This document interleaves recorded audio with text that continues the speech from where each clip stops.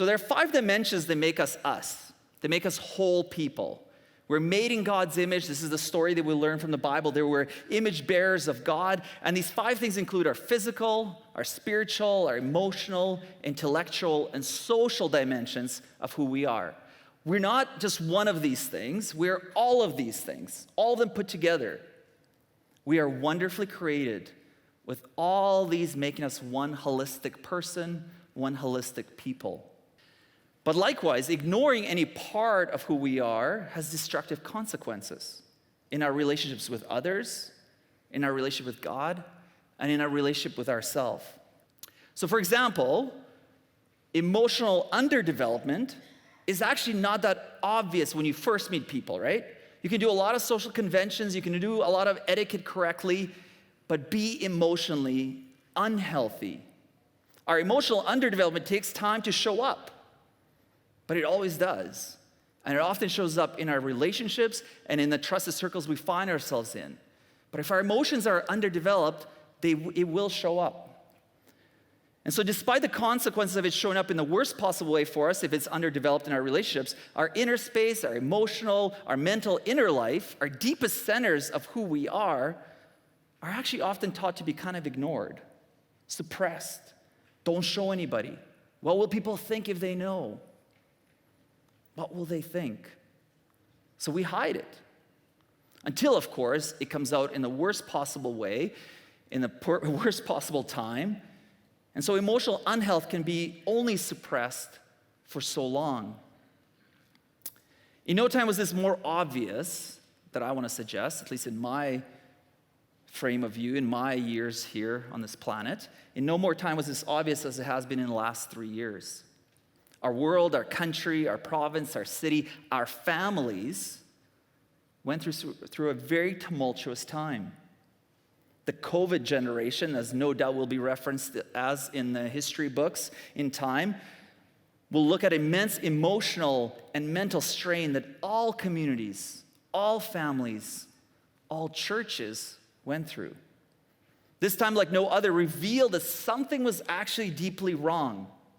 Something was really deeply wrong in our world, but something was deeply wrong within us.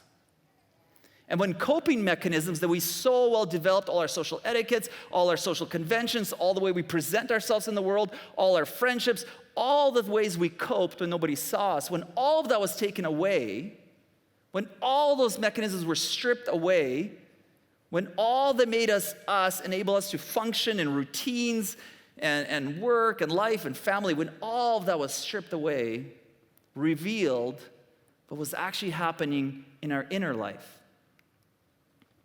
And if emotional health was underdeveloped in any of us, it surfaced very quickly, didn't it? So what's going on? Do we just build new coping mechanisms? Do we just find new strategies to suppress our inner life and just be like, okay, I'll just work it out in this new way? Maybe I'll find a new habit, a new hobby, a new drug. Maybe there's a new way I can just suppress this and kind of function in this new world. Our Christian story tells us that something is wrong. We find the wrongness specifically in Genesis 3, which teaches the human race has been affected by our own sin. That is our brokenness. The story suggests that our choice broke something in us and around us. Our stepping away from God led each and every one of us to be compromised by the devastation of sin, which causes defects in our desires and our behaviors. Our hearts, our inner life, our emotions experience distorted desires for power, pleasure, and privilege, which in turn breeds in us shame, fear, alienation from others, God, and even ourselves. One of the turning points for me studying both theology and counseling was realizing the clear connection between emotional and spiritual maturity. I cannot simply develop one and ignore the other. To be healthy, developing both was needed and crucial and necessary. In fact, developed together, they offer nothing short of spiritual revolution, transforming the hidden places deep, deep inside of us. In fact, precisely because we are so wonderfully and fearfully made by God, and all of our parts reflect Him, the goal for us is to create congruence within our whole self, inside and on the outside. To do this well, we need to be both aware of our emotional health, paying attention to our feelings, maybe not driven by them, but pay attention to what's going on in us. What are the feelings that are rising up? Why am I sad? Why am I angry? Why am I happy? Paying attention to our relationships. How do we participate in community? And at the same time, paying attention to our contemplative life with God. Both actually go hand in hand. So how do we achieve this? How do we achieve emotionally healthy spirituality? How are we to be grounded in God? How do we bring healing and develop our inner and outer life in congruence with one another, that one isn't ahead of the other or one is lacking somewhere? Is it our work? Is it the work of God? Well, the answer is yes. John in his gospel records Jesus teaching us what this kind of looks like. And he says, I'm the true vine, and my Father is the gardener. He cuts off every branch in me that bears no fruit, while every branch that does bear fruit, he prunes so it will be even more fruitful. You're already clean because of the word I have spoken to you. Remain in me as I also remain in you. No branch can bear fruit by itself. It must remain in the vine. Neither can you bear fruit unless you remain in me. So Jesus first and foremost reminds us, as we think about emotionally healthy spirituality, reminds us that He is the source of all life. That apart from Him, we find ourselves spiraling, seeking power and opportunity, and find ourselves frustrated, achieving nothing. But when we make our home in Him, when we abide in Jesus, when we pay attention to all the dimensions we carry, when we understand our holistic image that we bear, we actually become fruitful. So Jesus, therefore, exhorts us to abide, to dwell, to make home in Him so that we will bear fruit.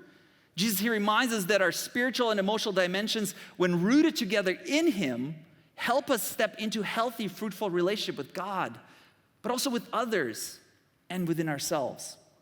And it can only begin when we're tethered to the vine of life Himself, Jesus.